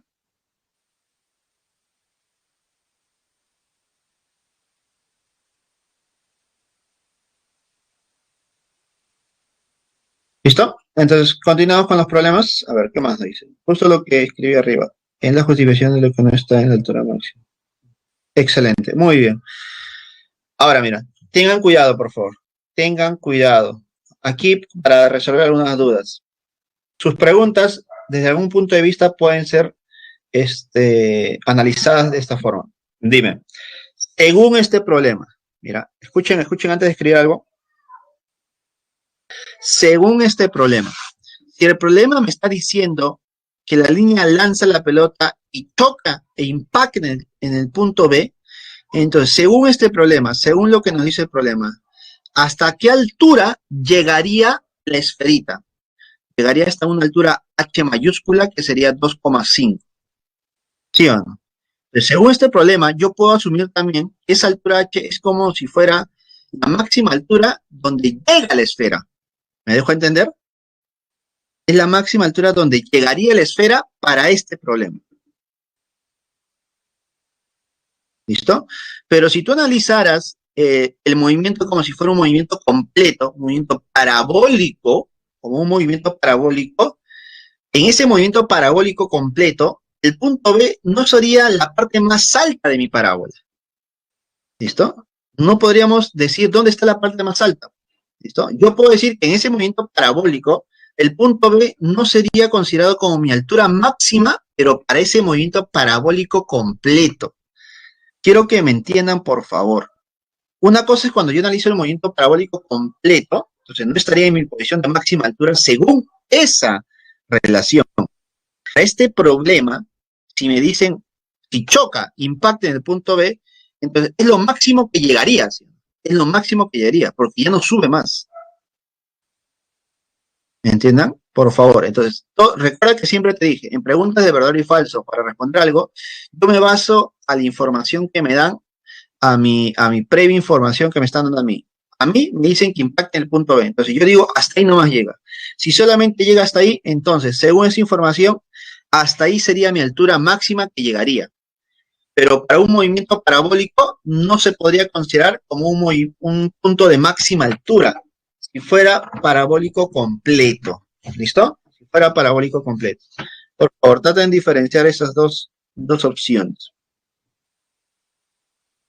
Vamos, problema número 4 para no atrasarnos.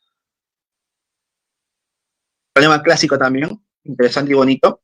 Durante el entrenamiento, un futbolista patea una pelota con una rapidez de 25 metros por segundo desde el punto O en la base de un plano inclinado alfa de 45 grados. ¿Ya? De modo que la pelota llega al punto P. Llega al punto P del plano en la trayectoria parabólica, como muestra la figura. Si el ángulo de tiro es de 53 grados, dime, el ángulo de tiro de 53 grados es todo, ¿cierto? Todo esto, ¿cierto? Tengan cuidado, por favor, ¿ya? No es a pensar que el ángulo de tiro es alfa, 45 grados, ¿no? Me dice que es 53 respecto al horizontal. Pregunta, ¿cuál es la distancia L sobre el plano? Profe, ¿cómo se calcula la distancia L? Yo no te he enseñado a calcular distancias L o distancias inclinadas. No. Tú vas a calcular dos distancias, distancia horizontal y distancia vertical. Pero como se forma un triángulo rectángulo por ahí, tú vas a decir que esta distancia horizontal y esta distancia vertical son los catetos de ese triángulo. Y mediante el teorema de Pitágoras, tú calcularías L, ¿cierto? Pero para poder analizar cada uno de los ejes, tendríamos lo siguiente. Analizar la horizontal, considerando que la posición inicial es 0 y la velocidad inicial es 15. Esto es 15. Profe, ¿de dónde sale el 15? Tú estarás diciendo, pues, ¿no? Dime, si la velocidad inicial es 25 y el ángulo de tiro es 53, la componente horizontal no debería ser 25 coseno de 53. Al operar ese valor, 25 coseno de 53, el resultado sería 15. Y la ecuación que analizaríamos en la horizontal sería 15 por t. 1. Ahora en la vertical, tu posición inicial en la vertical es 0 y tu velocidad inicial en el eje Y es 20. Profe, ¿de dónde sale 20? De operar 25 seno de 53. Ahí me sale 20.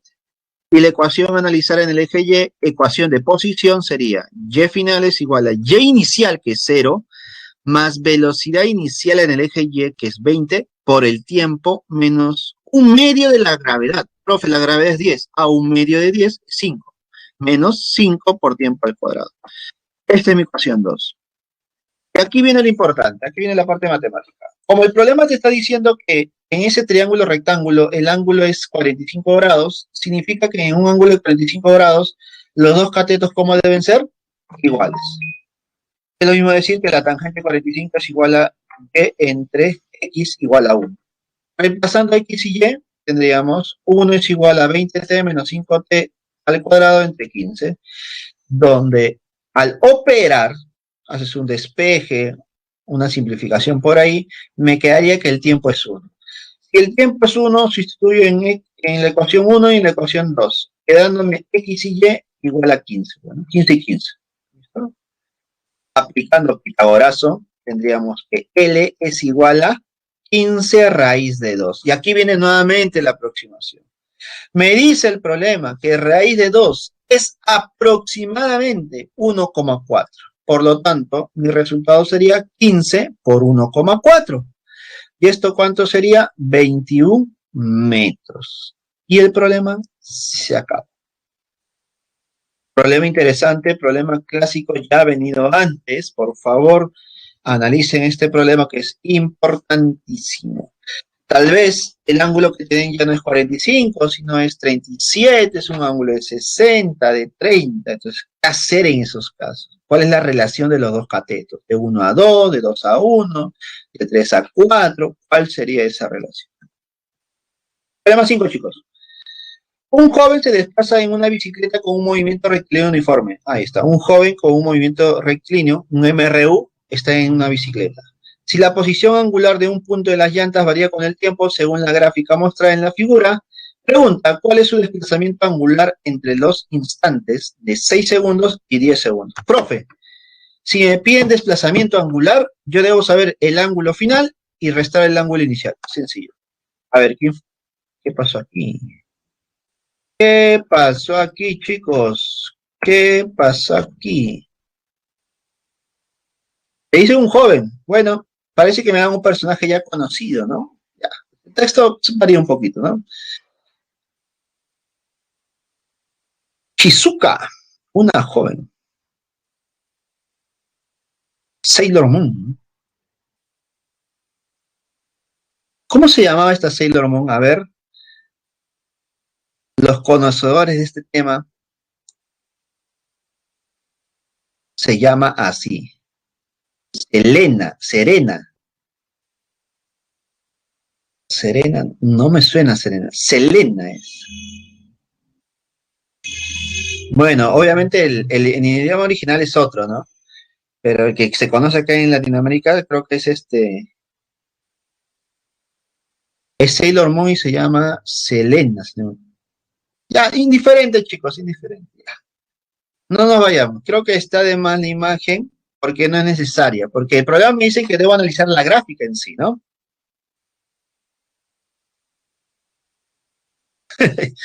Salió el momento otaku en la transmisión de física. A ver, chicos, no nos desviemos. Ahora sí, continuamos. Entonces, la gráfica que debo analizar es esta. Posición angular en función del tiempo. Entonces, en base a la gráfica, yo tendría que en el tiempo t sub 0, la posición angular es 10 radianes, por lo tanto, la velocidad angular se podría calcular de esta manera. Profe, ¿la velocidad angular es variación angular entre variación de tiempo? Sí. La final, en este caso, para 4 segundos nada más, sería 20. Y para 0 segundos sería 10. Por eso es 20 menos 10 entre 4 menos 0. La velocidad angular es 2,5.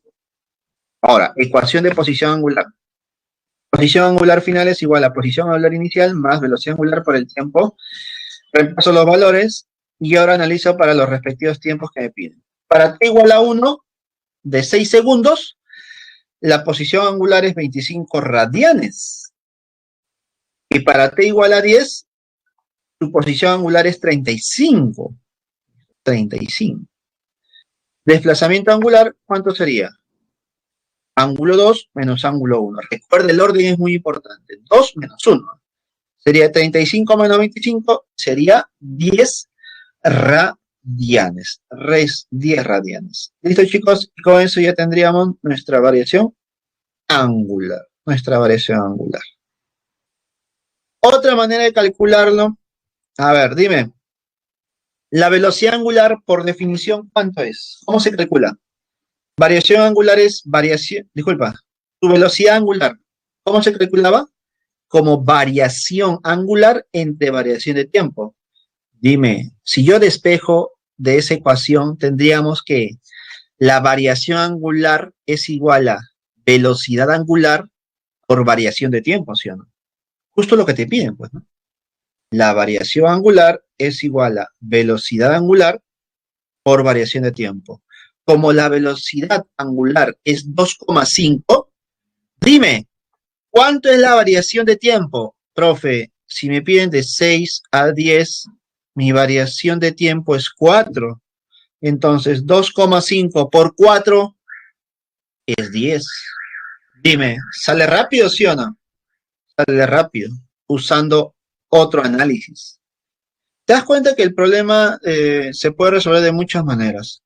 Listo, puedes usar la parte de analítica de las ecuaciones o la parte reducida de la velocidad angular también, es válido, pero es en base a lo que te pidan, pues chicos, eso es en base a lo que te pidan. Continuamos. Problema 6.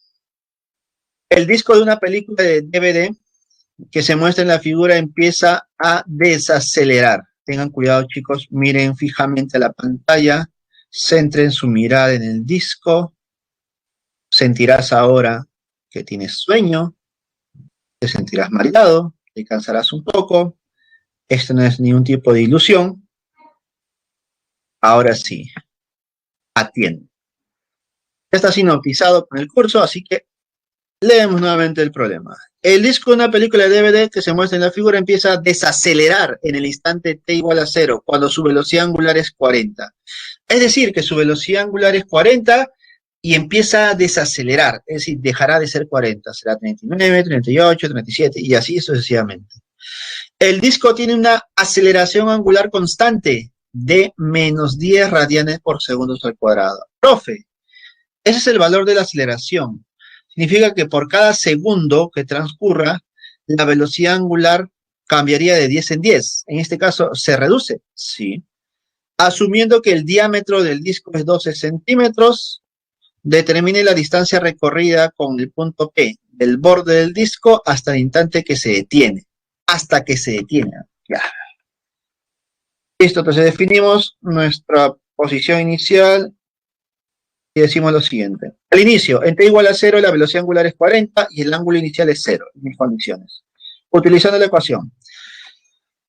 La velocidad angular final al cuadrado es igual a la velocidad angular inicial al cuadrado más 2 veces alfa por el ángulo teta. ¿Por qué uso esta ecuación? Fácil, porque no conozco el tiempo. Reemplazando valores, me quedaría que el ángulo recorrido es igual a final al cuadrado menos inicial al cuadrado entre 2 veces alfa. Cuando el disco se detiene, significa que ya no tiene velocidad angular. Se detiene, se detuvo. Y el desplazamiento angular sería 80 radianes. Profe, eso significa que hasta que se detenga, ha recorrido un ángulo de 80 radianes. Sí. Como el radio es de 6 centímetros, la distancia es igual a 4,8. Profe, ¿dónde sale esto? ¿Te acuerdas que había una observación donde te decían que tú podías calcular la longitud en el tramo de la circunferencia conociendo el ángulo y el radio? ¿Te acuerdas que lo que tú has aplicado en trigonometría o geometría para sectores circulares? Para la longitud, para las fórmulas de Lorentz. Me imagino que te debes acordar. Es lo mismo. Aquí la longitud que está representado con S es igual al ángulo por R. El ángulo debe estar en radianes, no te olvides de eso. Claro, longitud de arco debe ser igual a 80 radianes por el radio. ¿Cuánto es el radio? 12 centímetros. no, disculpa, el diámetro es 12 centímetros. Por lo tanto, el radio será 6 centímetros. Como está en centímetros, debo pasarlo a metros. Por eso se multiplica por 10 a la menos 2. Es lo mismo si dividimos entre 100, ¿ya? Y al final el resultado sería 4,8 metros. Esa sería la longitud que ha recorrido. ¿Listo, chicos? Problema interesante, bonito, ¿eh? Yo te preguntaría en el examen solamente el ángulo recorrido. O si no, el tiempo que demora hasta detenerse, que está el ojo. Bueno, ¿cuánto demora en detenerse? También está el ojo. ¿Listo, chicos? Preguntas que tú debes analizar. Continuamos. Problema número 7. Ahí está. Listo. La figura muestra un automóvil que ingresa a una pista circular de radio 10 metros, con una rapidez de 30 metros por segundo. ¿Ya?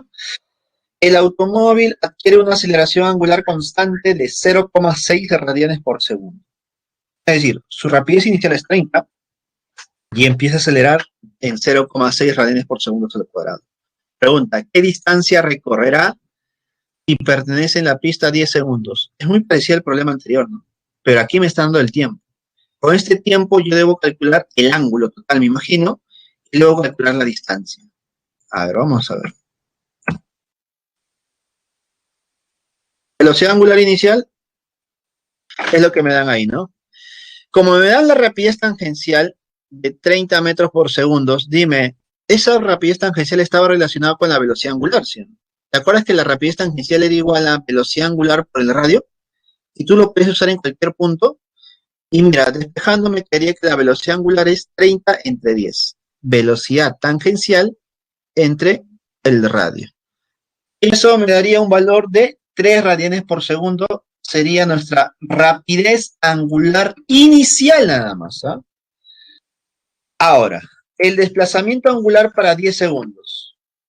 El ángulo es igual a velocidad angular inicial por el tiempo más 1/2 de alfa por t cuadrado. Reemplazando a velocidad angular inicial es 3, el tiempo es 10 segundos, me da el problema, más 1/2 de 0,6 por 10 al cuadrado es igual a 60. Toda esta operación me sale 60, chicos. Es decir, que el ángulo que ha recorrido en 10 segundos es 60 radianes. Por lo tanto, aplicando nuevamente longitud de arco, la longitud del arco se calcula como eta por r. El ángulo es 60 y el radio es 10. 600 metros sería la longitud recorrida. Y el problema se acabó. Es muy parecido al problema anterior. La única diferencia es la información que se usa al inicio. Cómo se calcula la velocidad angular en función de la rapidez tangencial. ¿Listo? Esa es la parte de la curiosidad de este problema. ¿Listo, chicos? ¿Queda claro aquí? ¿Alguna duda por aquí, chicos? Por favor, sugerencia, dudas, quejas. ¿Cuál sería su pregunta? ¿Dudas, por favor? Profe, cuando diga solo rapidez es tangencial, sí. Cuando diga solo rapidez es tangencial porque si te das cuenta, el auto se mueve en la trayectoria tangente, solamente en el borde. ¿Listo? Solamente se mueve en el borde. ¿Listo? Ahora, mira, si tú analizas, mira, vamos a la otra. Para la pregunta de Jefferson. ¿Por qué? Aquí sí es necesario decirte que es tangencial. ¿Tú sabes por qué? Porque al ser un disco, el disco tiene muchos puntos que se mueven. Y esos puntos pueden ser en el borde o pueden estar más cerca al centro y seguirán siendo tangentes. Porque por ejemplo, tú analizas un círculo al interior de ese disco. Entonces, para ese círculo, esa trayectoria circular que se genera, también habría otro punto tangente, otra velocidad tangencial. Es como si tú encima del disco colocaras varios puntos. Todos los puntos van a generar infinidad de circunferencias. Entonces, para cada circunferencia habrá una velocidad tangencial. Pero, como yo estoy acá en un auto, el auto solamente genera una circunferencia. Entonces, no era necesario que me den la apreciación de que sea tangente. ¿Por qué? Porque ya es la única que se generaría, pues la única que hay. Entonces, se asume como la tangencial, porque es la única que hay. ¿Listo? Excelente preguntita. Llegamos a la última pregunta. Pregunta número 8. Otro disco, mira. Otro disco. Vamos a terminar mareados aquí. Mira, qué bonito, interesante. Esto es lo que ocurre en muchos problemas. ¿Sí o no? No me dejarán mentir. Ahorita vamos a ver de qué es. La figura muestra un disco que realiza un MCU con respecto a un eje de giro. Indique la verdad o falsedad de las siguientes proposiciones. 1. La rapidez angular del punto A es mayor que la velocidad del punto B. A ver, vamos a ver.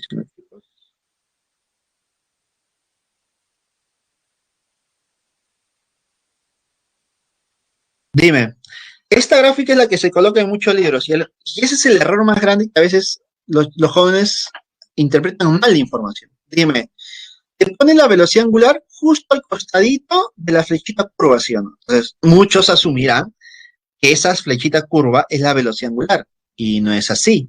Solamente me está indicando cuál es el sentido del movimiento del cuerpo, que sería en sentido anti-horario. ¿Cuál sería tu velocidad angular? Una representación más adecuada sería la flechita donde dice eje, ¿sí o no? Esa sería nuestra velocidad angular, ¿ya? Me está preguntando, ¿rapidez angular del punto A es mayor que la rapidez del punto B? A ver, el punto A está en la parte más lejana del centro y el punto B está en otro punto dentro del disco. ¿Listo? Por lo tanto, recordemos, la velocidad angular, la rapidez angular, ¿de qué depende? Profe, la rapidez angular depende del ángulo recorrido y el tiempo. Pero dime, si el disco gira con un MCU, entonces en los puntos A y B, la velocidad angular debe ser constante. Incluso en cualquier punto del disco debe ser constante, porque depende del ángulo. Y si el disco gira un ángulo de 45 o un ángulo de 40 radianes, será igual para A que para B. Por lo tanto, como los ángulos recorridos son los mismos, entonces la velocidad angular es constante en cualquier punto del disco. Ahí agrégale. Velocidad angular es constante en cualquier punto del disco, siempre y cuando sea MC1. Por lo tanto, la primera es falsa.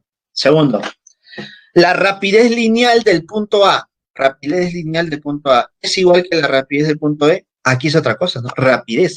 Aquí me están hablando de rapidez lineal. En el punto A y el punto B, ¿cómo se calculaba la rapidez lineal?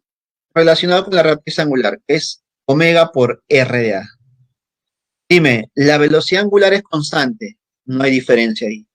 ¿Dónde está la diferencia? En el radio. Dime, el radio es la distancia del centro del disco hasta el punto que yo voy a analizar. Dime, ¿qué distancia es mayor? ¿La de A o la de B? Profe, la de A es mayor. Por lo tanto, si me pide analizar los valores, yo diría que la rapidez de A es mayor que la rapidez de B. ¿Sí o no? Excelente. Como el radio de A es mayor que el radio de B, entonces la rapidez de A es mayor que la rapidez de B. Efectivamente. Por lo tanto, sería falso, pues, ¿no? Porque me dice que son iguales. No, no son iguales. La rapidez de A es mayor que la rapidez de B porque el radio es mayor. 3.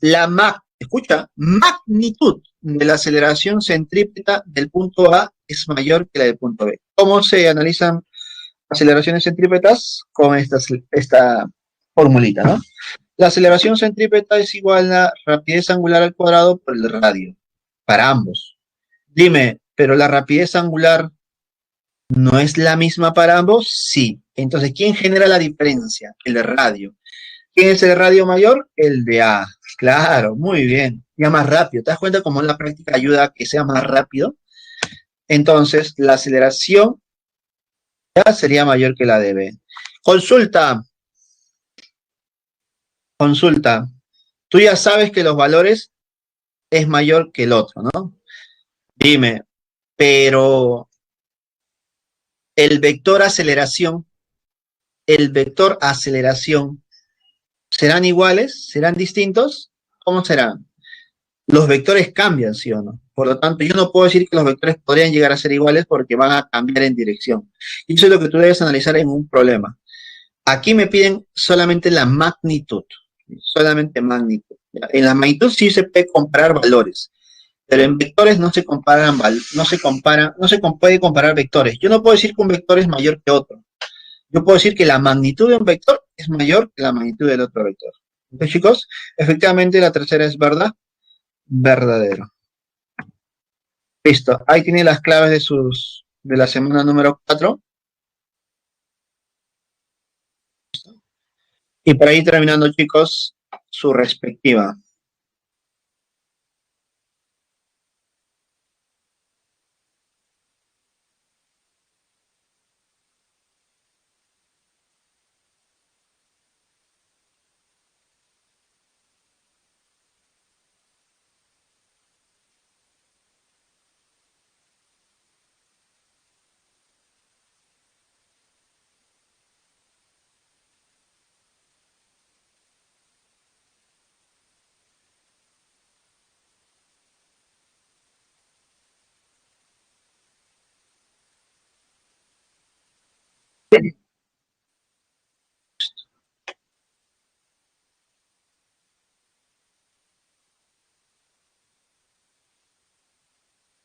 A ver, chicos, falta la encuesta, no se olviden.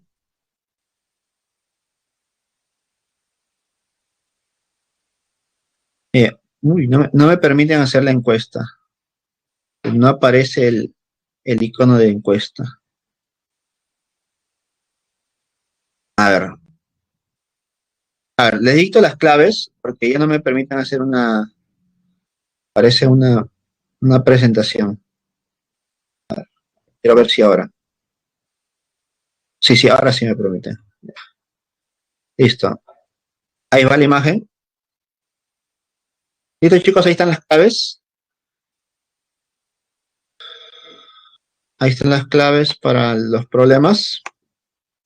Y me mencionan por ahí algo de... A ver, vamos a leer ya. Profe, creo que en el MCU y en el MSV ninguna dirección de un mismo componente es igual, ¿cierto? En el MSV.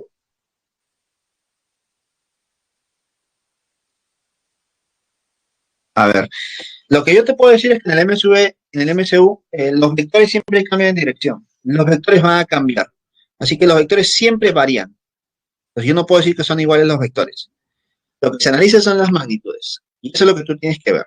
¿Qué pasa en el MCU? En el MCU existen las dos aceleraciones, centrípeta y tangencial, y eso tú lo tienes que analizar. Y en el MSV, ¿qué valores existen? Los valores sí se pueden analizar, ¿ya? Los valores sí se pueden analizar. Debido a que está en constante movimiento y la dirección está cambiando. Claro, los vectores no se pueden, no es el mismo siempre. El vector cambia. Las magnitudes sí sí, ¿cómo se llama? Los vectores cambian y las magnitudes siempre serán las mismas. A ver. ¿Sí? Ahora sí, ahora creo que sí me permiten hacer la encuesta para terminar. Iniciar una encuesta. Vamos, chicos. Por ahí, ¿qué más me preguntaron? Por ahí terminando con la encuesta, chicos, por favor.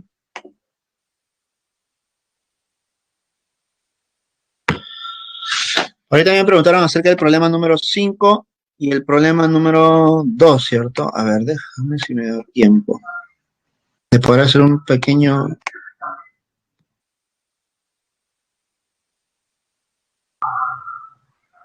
Un minuto más.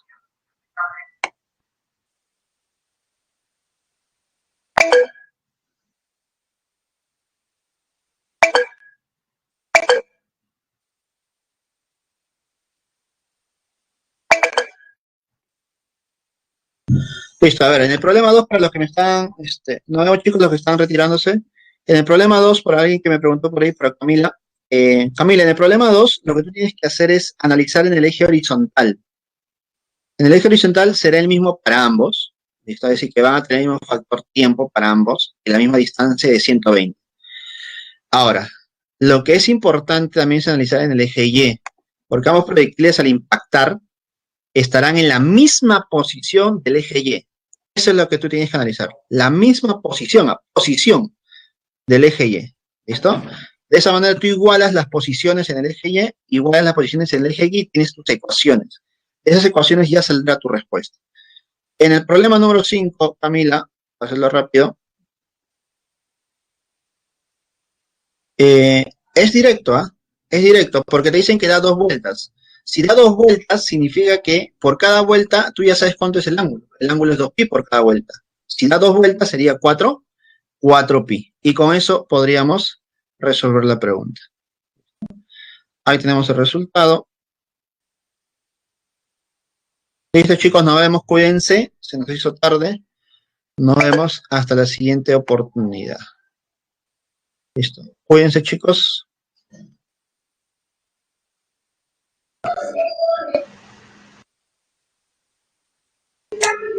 Hasta luego, chicos. Cuídense.